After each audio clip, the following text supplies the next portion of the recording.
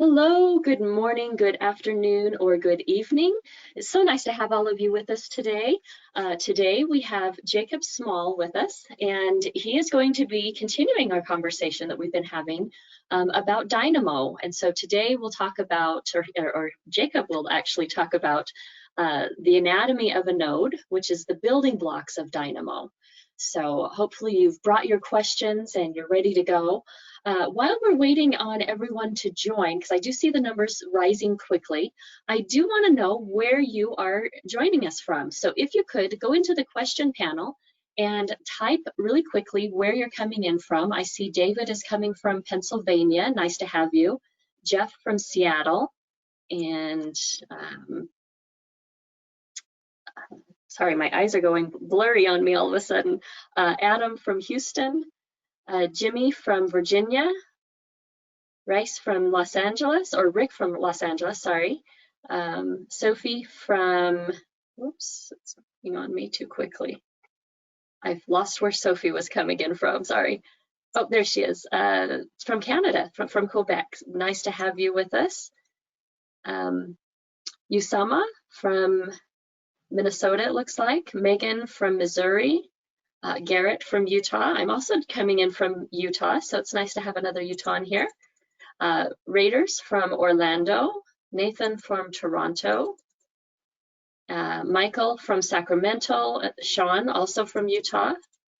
Brian from Illinois. Russell from Michigan. Edward from Sacramento. Benjamin, also from Quebec. Bill from Tacoma, sorry. And Vin from Texas. Excellent. It's so nice to have all of you with us. I love to see everyone coming in from all of the different parts of the world, so that's exciting. And I do see, let's see, perfect. I do see that the numbers are steadying off, so we'll go ahead and jump in. Again, today we will have Jacob Small speaking with us about Dynamo and nodes, because nodes are the building blocks of Dynamo, and so he'll dive deep into that a little bit more today.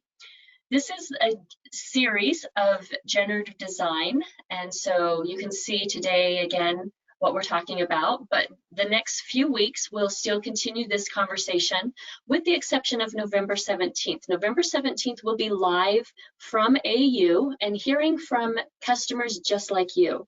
And so don't miss out on that. Autodesk University is free this year, so make sure you get registered. You know, we recognize you may not attend every single session, but get in there, attend as many sessions as you possibly can and get as much information out of it as you can. It's a great place to learn and network, and we will be having these meetups at AU, so hopefully you'll join us for that. Before we begin, just letting you know that your lines are muted. That's just to reduce the background noise because we are recording the session, and a recording of this session will be emailed out to everyone who registered. So that way, if you want to, go back and review something, just refresh your memory on something that Jacob says during the session, or if you want to share it with any of your coworkers or friends or whatever, you're more than welcome to do that as well. If you do have questions, though, we do encourage questions. Even though the lines are muted, we encourage you to ask your questions in the question panel. And so ask those throughout the session. And when we have a good stopping point, I'll bring those questions to Jacob so that he can answer them live. And we'll get through as many of those questions as we possibly can in the hour. So with that, let me go ahead and turn it over to Jacob. Jacob, you are now the presenter. Awesome. Whoop, I think I'm showing the wrong screen. Let me show I'm seeing your slide for Dynamo. Awesome. Cool. All right, so welcome everybody. This is session 3 in the series. This is all about node anatomy, how to basically provide detailed control over the different functions that we're placing on the canvas. My name is Jacob Small. I'm a designated support specialist focusing on generative design and BIM, which is a big, long, fancy title that means I help customers in our EBAs adopt Dynamo, Revit, generative design for Revit, BIM 360 design, kind of at a high level to make sure they don't have any sort of stumbling blocks. I do show this slide during every one of these sort of presentations. It's a lot of words, speaking sort of legal speak that effectively breaks down to this. If I make any statements regarding coming product functionality or things the development team might be working on, don't let that sway your purchasing decisions. You want to make those purchasing decisions based on the capabilities in the product today. So looking at the agenda for today, we're going to start, we've got a 15-minute-ish presentation on node anatomy, what the different parts of nodes do, how they all work together. Then we're going to take some time for some Q&A, get through it, any questions that we may have, and then we do have sort of a bonus presentation on lists put together in case there's some extra time left over. I'm not anticipating that, but we always want to have some stuff ready to go just in case. So what we see here is your basic sort of node layout, right? It's more or less every standard node in Dynamo has a sort of function like this. Basically 6 parts on every node. If you know these 6, you can make use of 90%, 95, maybe more than that, % of the nodes in Dynamo. What all these different parts and pieces do sort of break down like this. I'm not going to go through and sort of read them all for you guys, but I wanted to make sure that we had something where you could quickly refer back to and look at stuff sort of holistically. But we will be going through and sort of reviewing each one of these parts in a little bit more detail. So the first part of the node anatomy here is the name. You can see that up at the top portion of every one of the nodes. These are given in a sort of category.name naming convention. So we can see this is named arc.by center point radius and angle. That means this is part of the arc category, right? So if we're looking in our library, we could search for arc, find that sort of shelf in our library, and look through all the different nodes that are in that section to find the content that we're really after. The other thing to notice here on this particular view are our input ports. These are the receptors for the wires and connectors that supply data into the node in question so that the function knows what data to work with, right? You can have only one node coming into an input port at a time. So if you need to work with multiple sets of import data at once, you need to, rather than wire multiple connectors into an input, you need to first make a list and wire that list into the input connector. So we will talk a little bit more about lists in the next session. So if that doesn't yet make sense, don't worry about it. We'll catch you up in a couple weeks. The other thing to note is that if you hover over any one of the input ports, you will see this handy little preview. This preview will give you kind of a description of what the input port's looking for, right? So in this case, I hovered over center, and it's telling me this is the center of the arc. The data type is the next thing listed down there on the 3rd line here where it says point. It's looking for a point as the type of data. Again, it's really important we have an understanding of what our data types are so that we're able to kind of give the right data point, right? If we fed, you know, the number 5, well, the number 5 isn't a point, so there's no way to draw an arc around the number 5. We'd have to define a point, which is going to be multiple numbers in order to get there. And then it also lets you know if the node has a default value, it lets you know what that default value is. So in this case, the default value is autodesk.designscript.geometry.point by coordinates 0, 0, 0, right? A lot of words that basically just boils down to a point at the origin. We can turn off the default value by right-clicking any one of the input ports and saying uncheck that little box where it says use default value. This will put the node into a function state. We'll talk a little bit more about what node states are when we get closer to the end of the session today. Next piece here are our output ports, right? These are the outputs. The connections for wires basically go from our outputs to other input nodes, right? So we're connecting an output to an input. An input only goes to another output. We can't go input to input or output to output. Output nodes can connect multiple wires simultaneously. So if we want to reuse this arc that we've created by center point radius angle in multiple additional pieces, maybe we want to define the midpoint on that arc. So we use point at segment length or points at equal segment length or whatever we may have. We use that as one sort of branch from there, and then at the other branch, we wanted to join that with some other curves to build a polycurve, right?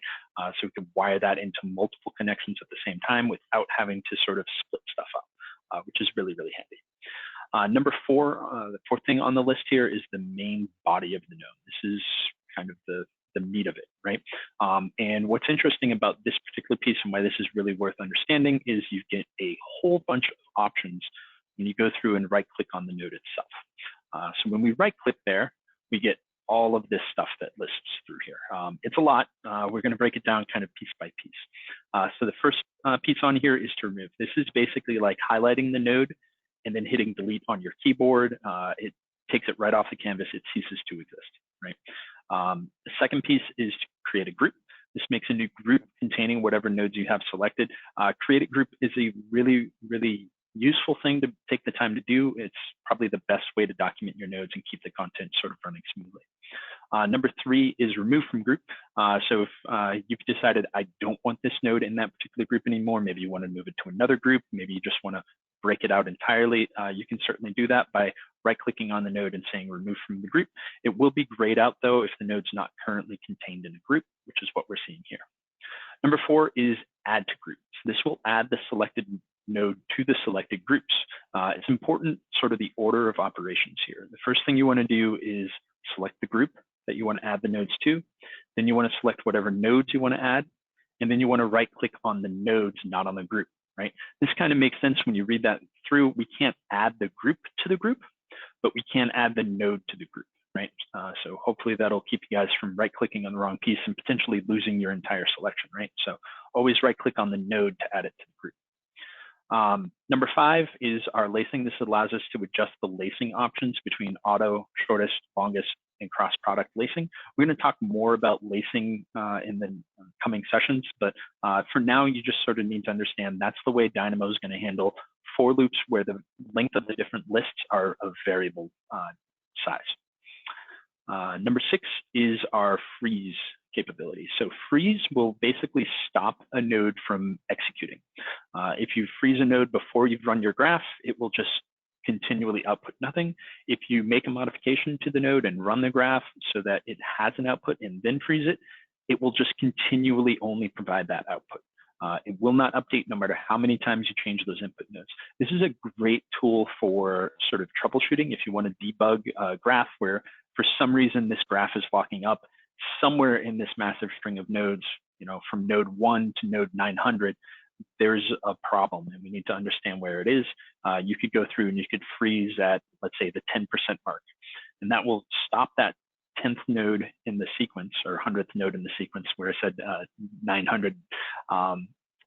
Freeze at that 100 node in the sequence, and nodes 101 through 999 are all not going to execute, right? This keeps any of those pieces from sort of triggering that warning so that you can confirm that the first 100 nodes work. Okay, we're good. We can unfreeze that node, go to node 200, right click that, say freeze. That will stop node 200 through 999 from executing, right? So we've got the next group from executing, and so on and so forth. And once you've worked your way all the way through, or you finally get a piece that doesn't execute well, you can sort of understand where stuff is. It's also really handy doing in generative design applications where you may want to send a bunch of data out to generative design. Telling Revit, telling generative design to read in, let's say, Excel data repeatedly can be very time consuming. So I recommend remembering that content in a remember node and then disconnecting the Excel input and then just freeze that file path, which will keep the file path, the creation of the file object, and the Excel data from executing. Number 7 is our preview. This enables or disables the background preview of the output. So if this node has created any geometry, so in this case, we're looking at an arc by center point radius, which we've been sort of talking about before, that's obviously going to create an arc. That is geometry. We'd expect to see that on the background preview, but in many cases, we're not going to want to see that content. This is particularly important because geometry in Dynamo is non-destructive. So as we build logic, defines new geometry. If we move that arc to a new location, if we extend that arc, if we join that arc into a polycurve, we probably don't want to see the underlying arc that we had to use to sort of create it. This is basically like if we think back to sort of AutoCAD drafting days and you drew all those sort of reference lines that were on your def points layer, this is basically like hiding the construction lines that allowed you to build the geometry up that you were working towards. So you can just disable that preview and it's basically like hiding that def points layer. Number 8 is show labels. This will So in that background preview, if we have a sort of list of objects, this will turn labels on and off in the background preview so you can sort of understand where stuff might sit within a larger list. It's really handy to understand where this is. A lot of times I see people asking questions of like, I have all these numbers popping up, I don't know how to make it go away. More or less, you can just right click and say, don't show labels, and that content will disappear, which is pretty handy. Number 9 will allow you to rename the node. I have mixed feelings on this one. Typically, I do not recommend renaming nodes because it makes long-term maintenance and troubleshooting a little bit more difficult. There are some exceptions to that rule where renaming the node is absolutely the right thing to do. One example of this is any inputs that you have that you're going to use through Dynamo Player or through Generative Design or any other sort of application that requires that node having that input flag. You probably want a unique name on that. You don't want, I think the other day I was putting together a graph that had 60 different number inputs, right? I don't want all of those to just say number. I need to understand what number it is that I'm adjusting. So I renamed all those number nodes. Similarly, our outputs, right? If a node is set to be an output for our content, we also want to put a unique name in for that. So again, rename those. I do not recommend renaming nodes like arc by center point radius angle and similar, because when you do that, it makes it more difficult to sort of find out what that node was if you want to reuse it. If you're looking at an old image of a previous graph, or you're just looking through your library for this node that came from a custom package, you're not sure which, and it's now named creates the arc, right? You can search all you want. You're probably not ever going to find anything named creates the arc in your library. And if you did, there's no guarantee it's going to be the right one. So for the bulk of our nodes, I don't recommend renaming it. Instead, you still want to put that documentation in. You still want to let people know what that's doing. Use your notes and use groups. It's much more effective. From there, we have our is output or is input markers. These are basically flags that let the Dynamo file know that this node in particular is one we might want to vary before executing the graph in Dynamo Player or Generative Design or similar sort of applications that usually make use of a headless version of Dynamo where we don't see all the nodes and wires pop up. Similarly, the is output is basically doing the same thing, only saying we want to modify it before we run the graph. This is saying, I want to see what the results are, report this out to the user so that they know what the outcome was. Generally speaking, I do recommend using the only nodes that I recommend having as is an output are watch nodes, which just rename that, create that watch node, rename that watch node, and then mark it as an output before you move on. Number 11 is help. This will give you some handy information about the node, sort of a detailed description, a how-to, if you will, on how to leverage that particular content. All sorts of information in terms of, what type of inputs it's looking, what type of outputs it will provide, the detailed description, kind of the sort of stuff that you would see when you hover over the node within the library, only this is going to be a permanent pop-up. You're going to have to close it as opposed to the hover node in the library. You kind of have to keep the mouse there. It makes it difficult to work with. Popping that node on the canvas, right-clicking and selecting help can find a lot of good info. In many cases, that data will actually mirror the content that's available in the Dynamo dictionary, so you definitely want to refer to that content as well when there are sort of further and deeper questions. Next two pieces on the NatAviva node here are the lacing icon in the data preview. So the lacing icon more or less indicates the lacing option that's been specified for the matching list input. Again, this is changed by right-clicking on the node in question and choosing the lacing option within the node body. Right. The different icons, auto is the default. From there, it's shortest, which would be just one vertical line, longest, 2 vertical lines and a diagonal line, and cross product, which would be 3 crossing lines. This lacing icon, it's really handy to sort of understand what that works, what that means, but we are going to cover all of lacing in a coming session. And then number 6 is our preview window. This basically allows you to sort of review the output data, whether we're working with a list, in which case it would say list, or whether we're working with an individual object, in which case it would list out what the primitive object type is. So in this case, it's going to tell me it's an arc. If I hover over the node and go down closer to the bottom there, we will see this sort of expanded preview window pop up. This will give us all sorts of additional information about the arc. Rather than just saying, I'm an arc, it's going to tell me what the normal of the arc is, what the center point of the arc is, what the start angle is, what the sweep angle is, so on and so forth. So you can get tons of really good information there. It's just a matter of understanding how to get to it. Once you have it open, you may want to pin it open.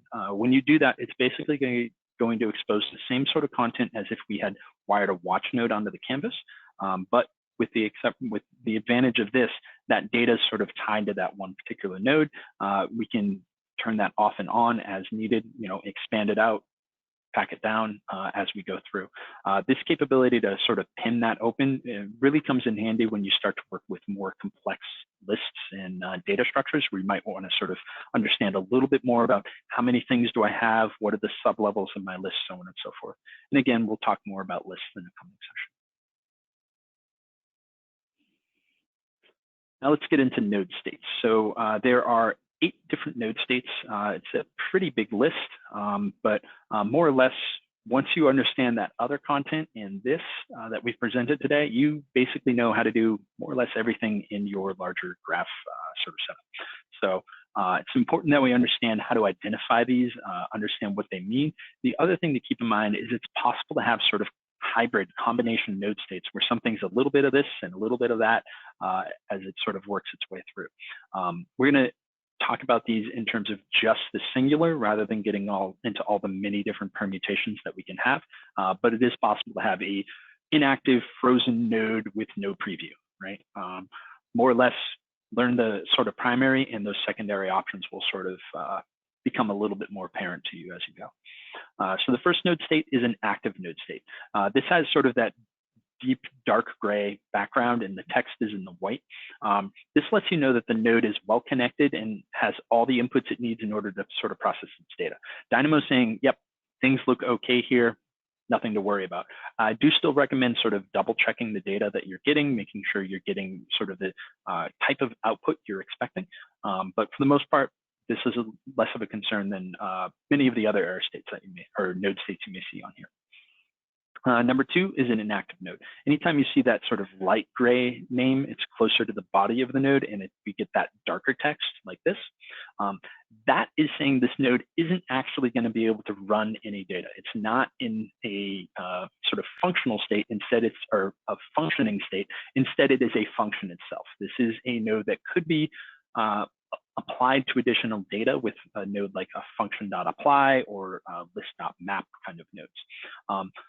These used to be a must in order to be able to work with Dynamo, because we didn't have the capability of list at level, and we'll talk more about that, what that means later. But working with functions has become less of a sort of must-have skill and more of a sort of power user benefit as you get a little bit further into Dynamo. Basically, a function node is saying, I don't have one of the necessary inputs. So in this case, what I did was I right-clicked on that input for center point, and I said, don't use the default value. Once it doesn't have the default value, it doesn't have a point around which to draw the arc, so it can't provide any kind of an output. Dynamo's letting us know that by sort of turning it into this sort of inactive state with the lighter gray and the dark gray text, just so that we can sort of tell that this node is in a unexpected state, or maybe it's expected, but it lets you know as a user that no data is actually coming through here. Instead, it's something that could be applied to additional data down the line. Third one up here is a frozen node. That node goes sort of semi-transparent, and it gets that sort of dashed line around it. This is a node where we've right-clicked on it and said to freeze the node. This suspends all execution of the node, as well as all the nodes sort of downstream from it. So everything that's connected to the output of this node, no matter how far down in the chain it may be, if it's connected to the output, it will not execute. Really, again, handy way to debug nodes and handy way to sort of or graphs and identify where issues are, as well as a really useful tool if we get results that are kind of like what we're looking for, but it's really slow to run through here. I want to make some changes back to the front of the graph. I don't want to have to wait for things to execute all the way through. I might freeze that particular node and sort of use it to refer back to as I adjust maybe my list structure or add additional geometry into the larger data set. Fourth node up here is a selected node. So this is a node that I've actually clicked on. I've selected it. It's basically setting this node aside so that we can work with it in the near future. Move it around canvas, delete it, freeze it, whatever, add it to a group, whatever you may have. The way you can tell something's been selected is it gets that sort of blue highlight around the outside edge. And again, it doesn't matter. I can have a selected node that's frozen. I can have a warning, error, unresolved, previewless, active node, whatever we may have, can all be selected. In all cases, it just gets the blue outline. One thing to note, when you select a node, not only will the node get that blue highlight, but you'll also highlight the wires going into the inputs and the wires coming out of the outputs. This is a really great sort of thing to know because it can help you unfurl these graphs that look like that big old jumbled bowl of spaghetti. So you can sort of see where content is, what node is connected to this node, where does that thing actually connect through as it runs behind, 7 other nodes in a giant code block. You can trace that content through and get to the data that you're after. Much easier once you select the content. Number 5 has the background preview turned off. So this sort of bluish gray indicates that this node, whether or not it's creating geometry, will not show that geometry in the background preview. Now, it does, by turning off your background preview, it does sort of increase your execution time or decrease your execution time. It makes things process faster. The drawback with that is it doesn't entirely prevent that data from being calculated. There is still some calculation that goes on, but turning off your preview on all the nodes that are producing geometry can cause things to sort of execute more readily, and is probably a good idea as sort of a best practice for any graph that you're going to be running through Dynamo Player for the most part. Number 6 is an unresolved node. This indicates that a core DLL needed by this particular integration of Dynamo can't be found. 99% of the time, this indicates that you are in the wrong flavor of Dynamo. What I mean by that, we've basically opened a Dynamo for Revit graph inside Dynamo for Civil 3D, or a Dynamo for Format graph inside Dynamo for Alias, or what have you, right? Those core nodes that make up that integration just can't be seen. So the big difference here between an unresolved node and a warning node, you'll notice 1, you get the big stamp that says unresolved and it has those question marks, and 2, all the names of your input and output ports just change to port 1 through however many nodes or ports you may have. This is because that node just can't be found. There's no indication of what it is, and it's supposed to be loaded up by Dynamo itself. Number 7 is a warning node, this sort of yellow node. This isn't an error state. This is instead a warning state. This isn't Dynamo saying things are broken. It's saying there might be something up here. You as an end user should take a moment to look this through. So an example of what will get you into a warning state, and probably the most common means of achieving a warning state, is passing Dynamo data that it's not expecting, right? So again, if I tried to make the center of my arc around the number 5, well, 5 isn't a point in space. There's nowhere to draw an arc around the number 5. I have to define an entire point. Dynamo doesn't know what to do, and this is Dynamo's way of saying, you don't really make sense telling me to draw an arc around the number 5 or the letter A or whatever else have you. One thing that sort of really helps to sort of resolve warnings is to look into that little sort of speech bubble that sort of pops out the top there. If you hover over that, you'll get a more detailed description of what's happening in there, what it's seeing. And then you can even copy that out, paste it into Notepad or something like that if it makes it easier to sort of troubleshoot, or if you're looking to get help on the Dynamo forums. Number 8 is an error state, right? This is things are actually broken. We've got a problem. Everything goes that bright red on the entire node, or at least pinkish red, and it lets you know all sorts of problems are going on. 99% of the time, this is because a package is either inaccessible or wasn't able to be found entirely. As a result, the nodes and methods that this is using just aren't going to be able to be processed. So even though you might have all the data that you're expecting, and you should be able to take that line loads out and wire it into the next node in sequence, you're not going to be able to do that here because Dynamo can't find that node that's telling it how to process that data. The easy fix, 9 times out of 10, is to find which package this came from. Hopefully you have a note in there that lets you know which package the particular nodes came from. I do recommend the Monocle View extension specifically for that sort of labeling. If you use nothing else out of that amazing tool, use it for that, because it saves you so much time in annotating your custom nodes that are in use. Really, I don't know how to get by in Dynamo without it at this point.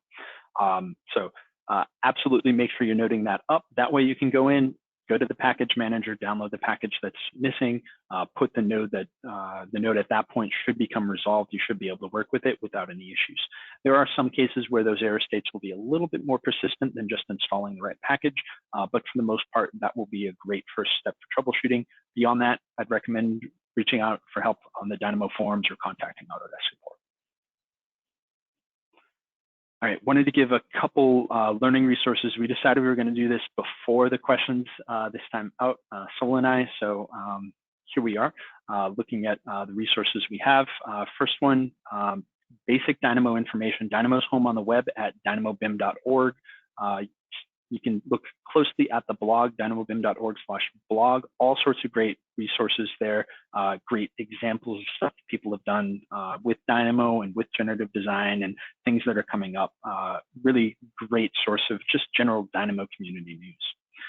After that, if you need to install a version of Dynamo beyond the ones that came with your product of choice, you can go to dynamobuilds.com. If you need a new version of Dynamo for Revit, let's say, if you're using Revit 2017, 18, or 19, you can use up to Dynamo 2.0.4, but you do have to install that from the Dynamo Builds website at dynamobuilds.com. Also, the Dynamo GitHub, unlike most products at Autodesk, Dynamo is open source, so most of what the development team is up to can be tracked through that GitHub, which is pretty cool. So definitely want to check that out. That's github.com/dynamods/dynamo. And then a few resources for learning. Definitely check out the Dynamo primer. I can't say this enough. Don't skip any exercises on that primer. Make sure you go through everything. Run that content all the way through. Even if you're, let's say, a plumbing engineer and you're like, I'm never going to have to lay content out on a roof panel for solar panels, and that's what this exercise is about. I don't need it, I can skip it. Nope, it's not about laying the solar panels out on the roof. It's actually about understanding how sort of arrays of points can be built. And if you don't understand that, it's going to be much more difficult for you to, I don't know, lay out sprinkler heads in your ceiling or something along those lines. So don't skip anything in there. Also, the Dynamo BIM forums at forum.dynamobim.com, great place to go to interact with the larger Dynamo community, ask questions, get help, put yourself back on the right path. So again, that's forum.dynamobim.com. Then we've got the Dynamo Dictionary, dictionary.dynamobim.com, which has information on how to use pretty much all of the out-of-the-box nodes, including sample graphs that will show you how the node in question is supposed to work. We've got some additional resources on there if you wanted to get started with Design Script or Dynamo Python, at those 2 sets of links. And then if you wanted some information on generative design, you could hit up the Refinery Beta campaign at autodesk.com/campaign/refinery beta. Follow through the Generative Design Primer at generativedesign.org. I do not recommend starting there until you've already gone through the Dynamo Primer a couple times and you're really confident with how to leverage Dynamo. If you don't know Dynamo, you are going to struggle with generative design. It's one thing to sort of keep in mind. So let's make sure you've built that foundation first through the primer and a few other things. All right, let's turn this over to any questions. Michelle, are you there? I am. So Matt Miller has his hand raised. Matt, I'm going to go ahead and unmute your line so you can ask your question live. And it looks like you are self-muted. Do you have any questions, Matt?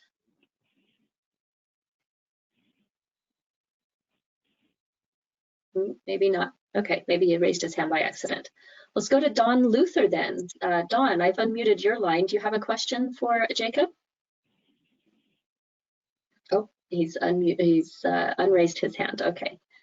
All right, so then let's go over to Christopher Alexander asked the question, are there good resources for how to deploy and manage a company's use of scripts and Dynamo resources? I don't know about any sort of great resources. There's a lot of different tools that'll sort of help you manage this particular aspect of sort of computational BIM management. One thing that I found that really helps is basically robocopying your core packages down onto the user's sort of C drive. So find what the default location is for all their packages, or have a standard, C users username Dynamo packages location, and copy the content directly to that place. Once that's there, you should be able to refer to it and basically robocopy the content from your shared network down onto that local drive. It is possible to run content off the shared network too. Depending on the network setup, that could be either really simple and really easy to get going with, or it could be very, very difficult. And a lot of times you'll see stuff like your IT department will make some infosec changes, which suddenly just block everything from working entirely. So generally speaking, put it on the C drive. It's sort of the easiest way to manage, and just set up your login script so that every time somebody logs into the network or logs into the computer, starts things up, it's going to go ahead and grab those packages and copy them down to the local network. For management of the actual graphs, this is far more complex. And the reason it's more complex boils down to element binding. It's a topic I know pretty well. Gave a AU session on it a year ago now, which has all sorts of detailed content. So if you do want to understand that, I would recommend checking out opening Pandora, or getting into Pandora's box, element binding in Revit, something along those lines. Getting the good stuff out of Pandora's box, that's what it was. But definitely check that out. Basically what I'm hinting at is there's 2 or 3 different types of graphs that you're going to run. The first is just your basic automation. This is the sort of thing that you want to do every day, now and forever, right? Case in point, it doesn't matter what my project is. The first thing that I want to do is I want to set up my work sets, right? So you probably have a standardized graph that runs on every single project you run in the entire office, that's going to read an Excel spreadsheet or other external reference and create all the work sets that you're going to need on that project, right? Huge time saver, because entering those by hand is really slow. There's no element bindings to worry about. It's not project specific, so you can go ahead and place that. One thing that you can do to sort of push that content through to more project specific stuff. Let's say we had something that was like, I don't know, laying out all the structural framing based on a really complex architectural form, right? With this picture, this big serpentine piece, and we want to lay out all the rafters and the columns and the purlins to connect them all, right? So lots of individual framing pieces. And every time that architectural form updates, you're going to have to go back and you're going to have to readjust all of that, those framing members. Really, really painful to have to do, because after you've sized it, you've set your dimensions and stuff like that, the architect makes that slight tweak and moves that piece just 6 inches, and now all the framing has to update, right? Like, hate that. What you can do with Dynamo with element binding, it will automatically take the content that you've updated and previously placed and put it in the new location. So you can leverage that same piece over and over again. So definitely worth managing that, rather than at the office level. That's managed at the project level, right? Just like you manage the Revit families, both at the office-wide level and at the project level. Content that's going to natively create elements in your Revit model should probably be managed at the project level rather than the office-wide level. So maybe not the best answer. Again, it's not a simple thing, but hopefully that'll give you some direction to start looking. Great. Right, let's open up the line for Kelvin, and I apologize if I say your name wrong, Kashingira. Kelvin, your line is now unmuted. Can you unmute yourself? Yes. Can you guys hear me? Yes, we can hear you. So I use Revit for wastewater piping and municipal piping. Is there any, and I do like what Dynamo shows and how it makes a lot of things easy. Is there any functionality in there for getting, generative piping design that's not plumbing and, floor drains? So you're trying to say, let me see if I understand this correctly. You wanted to, let's say, locate plumbing fixtures. In your case, floor drains, I think you mentioned. What's the best way to optimize the location of all the drains in this big space? Is that pretty accurate? Actually, no, kind of the opposite. I mentioned floor drain, something that like I don't use often with Revit, and what I use more is like a pipe that's maybe 20 meters long that's going to be underground. Finding the better ways to pad that. I don't know if Dynamo has ways or like has things in there to assist piping design. Yeah, so in terms of both the location of the pipe and the creation of the pipe, you can automate a lot of that. For the location, let's say we had a really big sort of site and we needed to connect a wastewater line from location A out to location B. Well, we could go a straight line between the two, and that's going to be sort of your initial thought anytime you have those two pieces.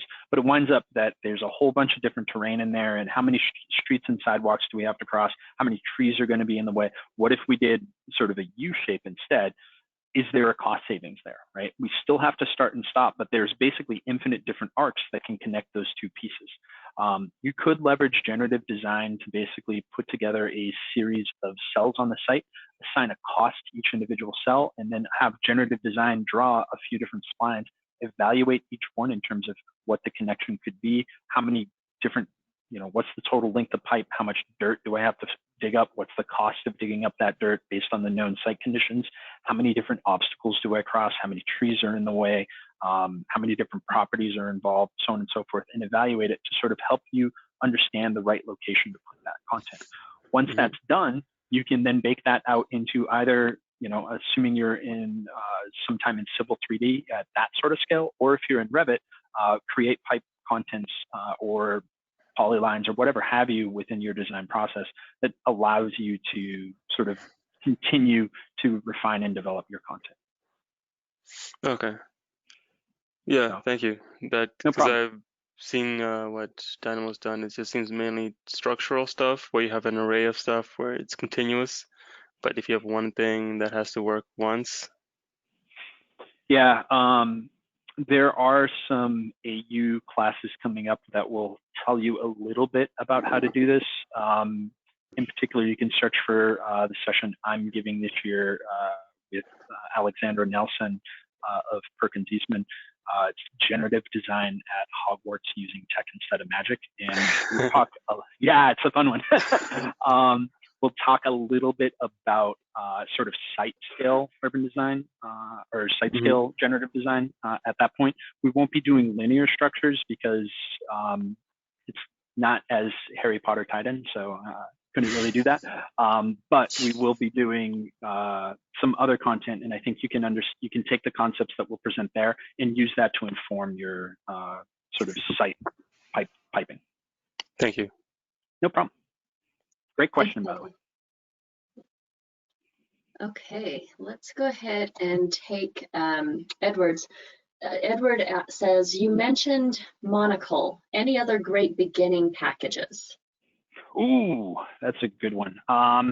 So I have ongoing and constantly changing list of packages, but specifically for beginning, after you get Monocle installed, we'll finish up John Pearson's sort of must-have collection with the Rhythm package.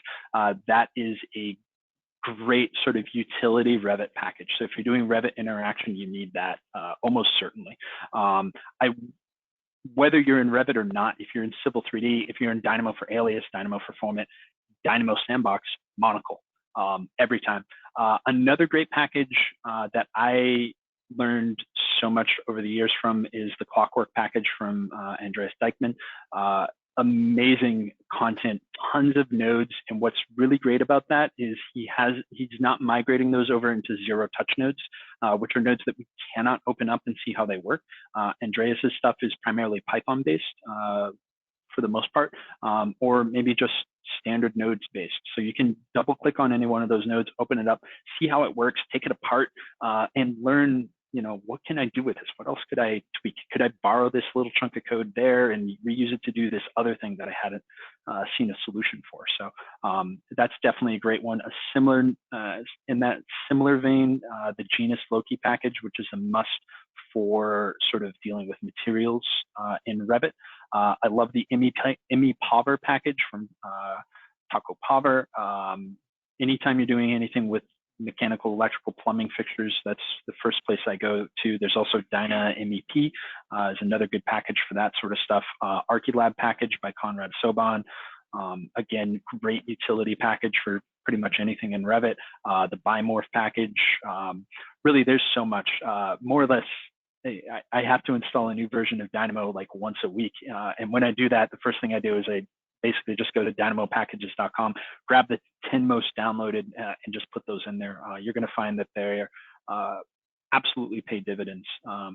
If you're getting more into the generative design side of things, I would recommend the Refinery Toolkit. Tons of content in there for sort of evaluation and creation of spaces as well. Okay, let's go to Alan Clark. Alan, I have unmuted your line. Are you able to unmute and ask your question? Yes, can you hear me? Yes, we hear you great. All right, very good. Question, I think you mentioned something about it, and this was something that kind of not necessarily pushed me away from Dynamo, but was as we work with Revit 15 through 21, and as the years move on, the packages sort of fall off the older versions, and we sort of lose our tools on other versions. Is there anything that works that you have that will cross the genre of Revit versioning? Yeah, so the packages that were created for the 15, what was up there is still up there. Packages placed on Package Manager don't go away. You just have to download the older version. So and that's the other reason why sort of annotating what package, not just the package name, but also the version of the package is really important. That way, you know, 5 years from now, if you need to get into the Dynamo for Revit 15, what was the package that was in use then? And also managing your packages by the Revit year and deploying those across everybody in the system, right? So if you had all your standard Revit 15 Dynamo, I think that's 1.3.2 or maybe 1.2.1, I forget, whatever that version is, and just auto copy that down onto the user C drive when they need to run it. That will give you a little bit more content. I would also recommend whenever possible, and I've worked with a lot of big companies, and every time they say we can't upgrade, we can't.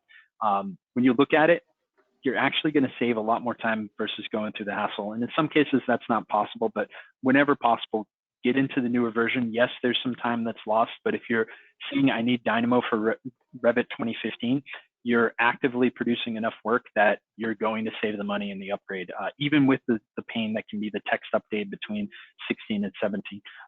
So upgrade whenever possible. Beyond that, keep good documentation in terms of what was used. Keep the record on the local disk. And remember, Package Manager, there's only been a couple instances of packages just going away entirely. And for the most part, those are still up there. They're up on the internet. They're just up in a different location. Yeah, the problem is we have to uninstall Dynamo to reinstall, to go to an older package versioning. And then when I think 20 or 21 came out, or maybe it was 19, we couldn't uninstall it all, and you have to go through the reg key to uninstall the newer package just to reinstall the older package so you can use the tools on an older version of Revit. Yeah, so if you have 15 installed, 15 will cap at, I want to say it's 121, thinking back on it a little bit harder. 16 will cap at 132, and 17 till 19,204. For each one of those pieces, if you had 15 installed with a 121, if you do go to 16 and put 132, that is going to overwrite, but it will not overwrite between version 1 and version 2. So if you're 204 and in Revit 2020 and on, where it's now tied into the Revit build, we'll go to 2.4 or 2.6, whatever version you may have, depending on which Revit version you're installing.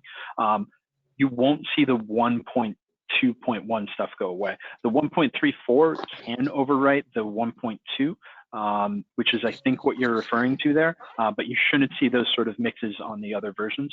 As long as you've got your 15 to 16, if you're doing more work in 15, then I would limit yourself to 121. If you're doing more work in 16, then I would limit yourself to 134, and just say, let's move beyond the 15 content. So it is doable. It just takes sort of some pre-planning and some sort of understanding that if you install 16 and it puts 1.3 on there, it's going to overwrite your 1.2 key, which means, to your point, you're going to have to go in and you're going to have to mess in the registry to make those two pieces work. Far enough back at this point that you're not necessarily going to be sort of in a, there's no great supported way to sort of do all that content, because again, 15 is unsupported and has been for 2 years now. Okay, but moving forward, this should phase out where we have to basically install and stuff like that. That was the good news with the 2020 build. A lot of people were upset. It means I can't pre-test. You know, Dynamo 2.8 has been sort of formally released through Dynamo Core, but it hasn't been rolled into Revit formally anywhere yet. And there's no good, easy way for people to test that. So a lot of people were upset about that at first. But it does mean that you don't have to worry about that any further, because Dynamo installation is now being managed by your application installation. Okay. Yeah, 15 may be unsupported, but we've still got lots of projects working in that year. Yeah. Yep. All right, man, thank you. No problem. Thanks, Alan.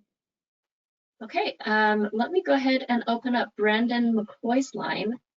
Brandon, are you able to unmute yourself? I believe so. Can you hear me? Yes, we can hear you. Yeah, so I've got sort of one main question and then sort of a small follow-up. So our company started to utilize Microsoft SharePoint a great deal to have live documents so multiple people can coordinate on projects for Word documents and Excel files. I'm pretty much the only one in our company that's pursued Dynamo, and I've been able to write a few scripts that we can extract data to Excel files, you know, schedules, and, you know, push and pull data back and forth, that sort of thing.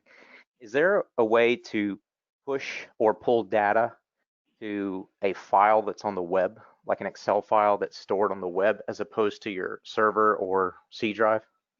Yeah, for that, I would look into the DynaWeb package by, I believe that's by Radu.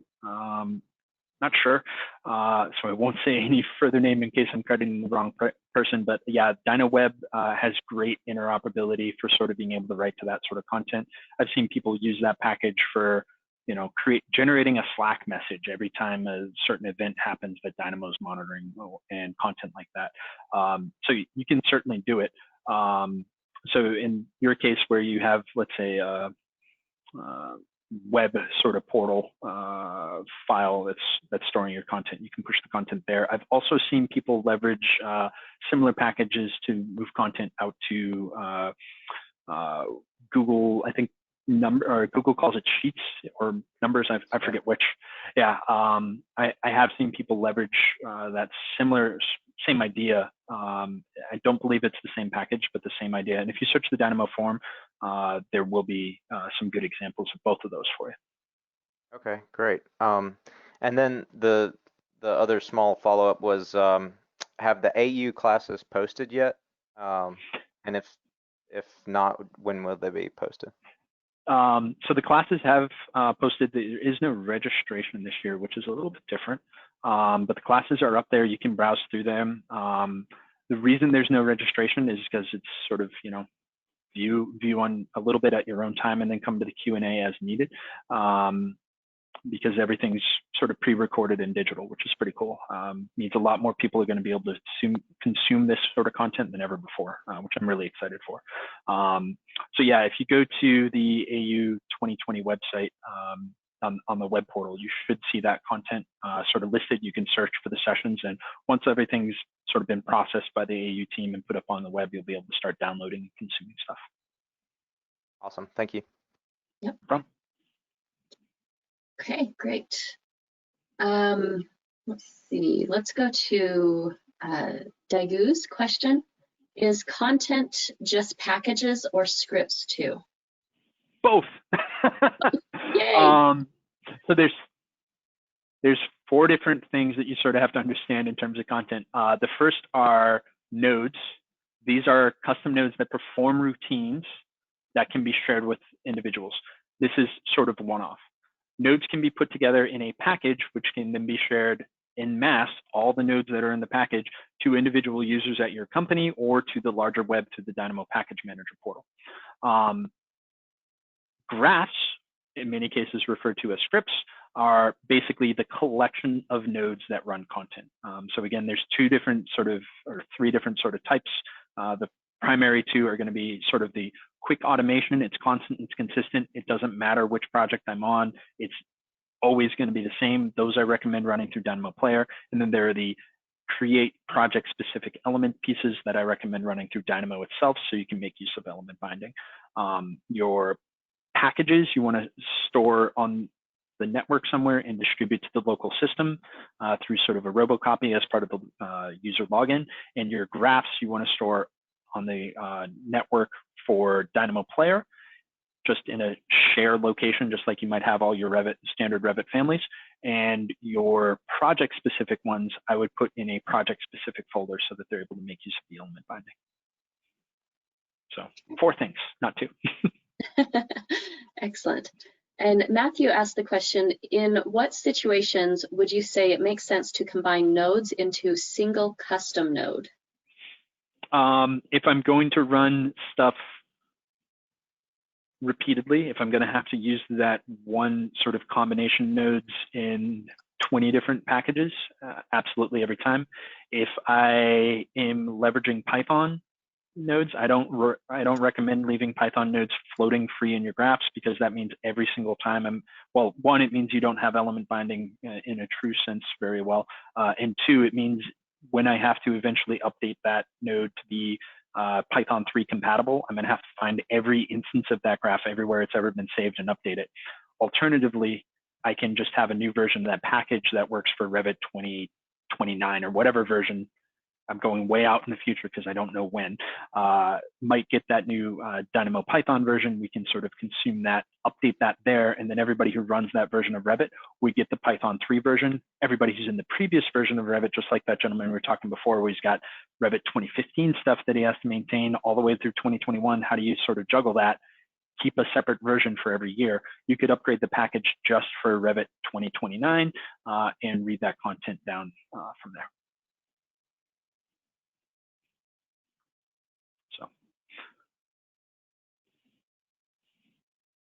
Okay, we just have 2 minutes left. Let me pick some good ones. How does Dynamo handle view filters and view templates? Dynamo doesn't. Revit does. Okay. And that's kind of a dodge, but basically that content is accessed through the Revit API. So for Revit, it treats a view template as a view. View filters are objects that are applied to views. So what you want to do is sort of get a better understanding of how that content works under the hood. There are nodes for working with view filters inside the out-of-box Dynamo, and there's lots of custom packages actually to work with view templates a little bit better. Arcade Lab's a good place to start, I think. Okay, great. And 1 minute left. Go to a quick one. Dan is saying thank you both for the session. Look forward to the next one. Stay safe. Well, thank you very much, Dan. We hope that you also stay safe. We want to thank every one of you for joining today. There were a couple of questions that went unanswered, so we will continue this conversation over in the forums. I have posted the link to that in the chat panel. And so definitely, bring those questions over to the forums. Let's talk there and continue the conversation. Until next time, thank you, Jacob, so much for your presentation, and thank you all. Have a great and safe week. Yep. Thanks, guys. Take care.